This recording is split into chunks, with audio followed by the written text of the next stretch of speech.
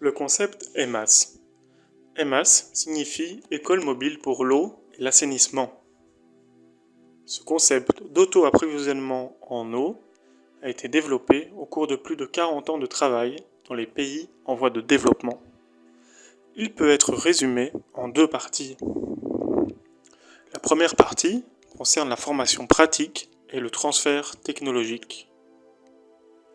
EMAS forme de nombreuses applications technologiques telles que le forage manuel de puits profonds, les pompes à eau manuelles faites main, le captage d'eau de pluie, les citernes de stockage en ciment, les chauffe-eau solaires, les latrines sans odeur, l'irrigation et bien d'autres choses encore. Tous les détails de ces solutions simples peuvent être vus dans nos films éducatifs sur YouTube. La deuxième partie est tout aussi importante. Il s'agit du chemin vers une mise en œuvre durable de ces applications.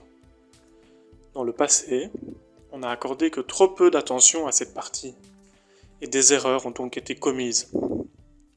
Par exemple, des pompes manuelles EMAS faites main ont été installées dans des puits publics, ou des puits privés qui ont été trop subventionnés par les organisations humanitaires, ce qui a conduit à un manque d'appropriation et de responsabilité. Finalement, le projet de développement autonome a été plus ralenti qu'autre chose. C'est pourquoi j'expliquerai dans cette vidéo comment parvenir à une application réussie des technologies d'auto-approvisionnement en eau dans le contexte d'un développement durable. Le concept EMAS est synonyme de développement durable. Les groupes cibles sont les familles. L'objectif est l'auto-approvisionnement en eau, assainissement et énergie solaire. Le développement est basé sur l'appropriation, l'initiative personnelle et la responsabilité des utilisateurs, mais aussi sur une technologie simple et des matériaux facilement disponibles. Le principal pilier de ce développement sont les techniciens d'eau ruraux, également appelés foreurs de puits, qui proposent ces solutions d'auto-approvisionnement peu coûteuses. Au début, ils travaillent à temps partiel, puis souvent à temps plein. Là où le forage est possible, un forage de petit diamètre avec une pompe manuelle EMAS est souvent la meilleure option et constitue la principale partie du travail d'un technicien. Plus une famille aide le technicien durant le travail de forage de pluie ou la construction de la citerne d'eau de pluie, plus le prix est bas. Cela signifie que le prix d'un puits, pompe manuelle comprise, peut tomber à moins de 9 € par mètre, soit environ 250 € pour un puits de 30 mètres de profondeur. Ce prix rend abordable aux familles pauvres des puits plus profonds et sécurise un accès à de l'eau souterraine de qualité.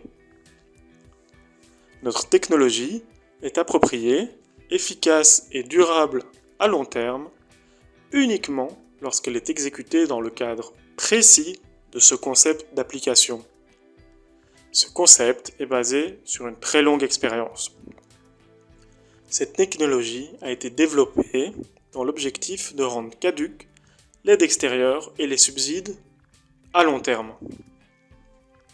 La technologie EMAS est durable et moteur de développement seulement lorsqu'elle est mise en œuvre dans le cadre de ce concept. Si la méthode d'application est modifiée, certains inconvénients de la technologie apparaîtront, à commencer normalement par des pompes manuelles cassées. Une pompe EMAS est très bon marché, simple à installer et à fabriquer. Mais elle est constituée de tuyaux en plastique fragiles.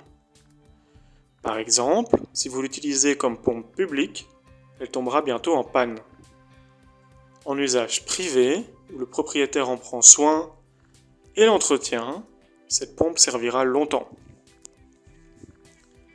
En tant que concept de développement, EMAS initie un processus par lequel différents groupes de clients arrivent peu à peu à la conclusion qu'il est préférable pour leur famille d'acheter son propre puits ou sa propre citerne à proximité de son domicile plutôt que d'attendre longtemps les projets sociaux des organisations humanitaires ou gouvernementales. Ces institutions construisent presque toujours un puits communal. Son utilisation est quasiment gratuite, mais le puits est souvent situé loin de l'habitation. Cela implique un transport laborieux de l'eau et une perte de temps au quotidien. De plus, les utilisateurs doivent s'organiser en réunions périodiques et collecter de l'argent pour les réparations. Cela devient difficile s'il n'y a pas de pièces de rechange disponibles ou si le technicien doit effectuer un long déplacement. En général, un technicien gagne à peine de l'argent grâce aux réparations. Les groupes de clients peuvent être divisés en classes sociales. Le premier groupe de clients dans ce processus de développement constitue souvent la classe moyenne inférieure et s'étend lentement jusqu'à atteindre finalement les familles les plus pauvres. Au début, les plus pauvres puisent leur eau à un puits public ou demandent de l'eau aux voisins qui possèdent déjà le leur. Mais au fil du temps, ils deviennent également convaincus qu'ils devraient économiser de l'argent pour leur propre puits. Ce processus prend de nombreuses années, mais il est durable et naît de l'intérieur de l'humain. Une personne qui a résolu un problème aussi important que l'eau pour sa propre famille et par ses propres efforts, gagne en confiance en elle et sera plus tard plus disposée à affronter d'autres problèmes dans son environnement. À l'opposé, un puits public presque gratuit ou qui n'a pratiquement pas coûté d'efforts crée une dépendance à l'égard des donateurs et de l'attente de services supplémentaires gratuits tels que des réparations.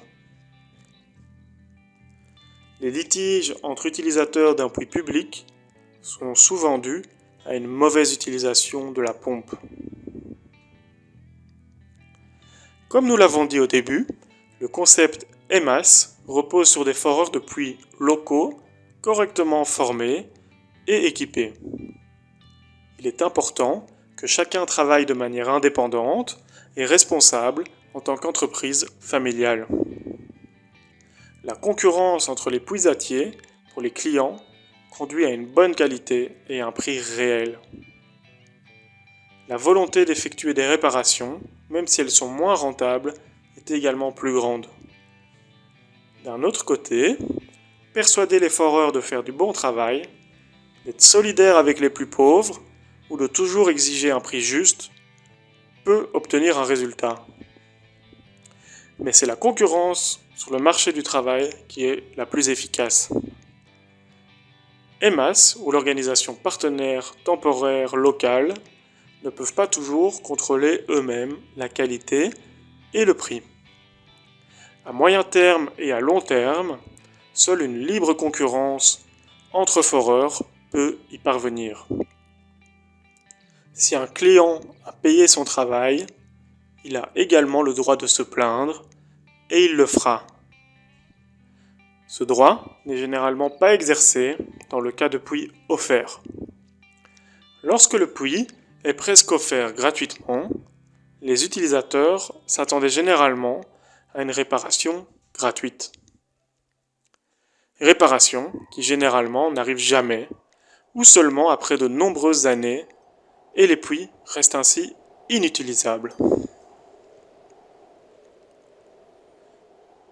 Afin de parvenir à une concurrence basée sur le marché entre les foreurs locaux, il est de la tâche de EMAS de former les techniciens aussi bien que possible et en nombre suffisant.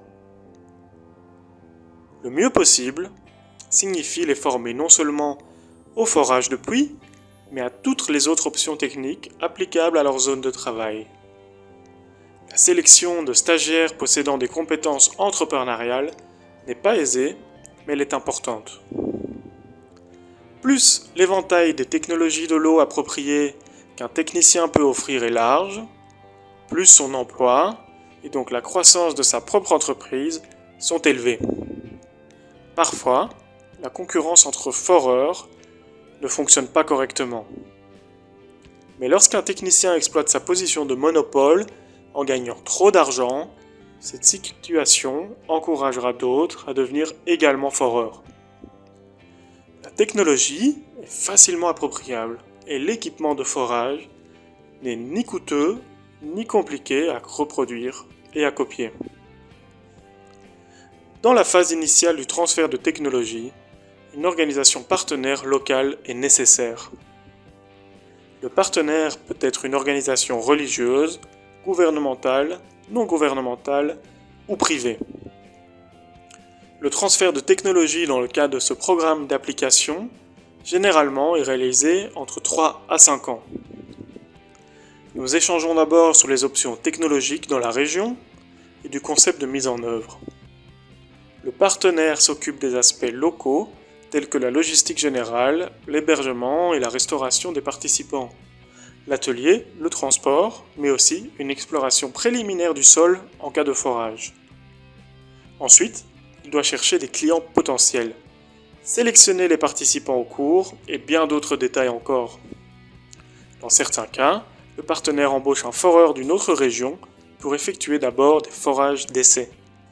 Plus tard, entre les cours de base et les cours avancés, le partenaire encadre les nouveaux techniciens dans leurs travaux pratiques et élabore, en collaboration avec l'EMAS, un plan pour leur intégration dans le travail en tant qu'entrepreneur indépendant. Le partenaire contrôle la qualité et le prix dès les premiers puits, ou système de récupération d'eau de pluie. Au début, il peut accorder une subvention progressive à titre de promotion. Dès qu'un certain niveau de popularité est atteint, le partenaire se retire. Une fois que le partenaire s'est retiré, il ne s'informe que sporadiquement de l'état des choses. Les foreurs pirates sont des foreurs de puits de deuxième génération, qui apprennent le métier en travaillant comme ouvriers ponctuels auprès d'un puisatier expérimenté. Après avoir acquis les outils, il entre également sur le marché en tant que concurrent. Les foreurs pirates sont la meilleure preuve du succès du concept EMAS. L'EMAS proposera toujours, dans la mesure de ses possibilités, des formations complémentaires pour les pirates.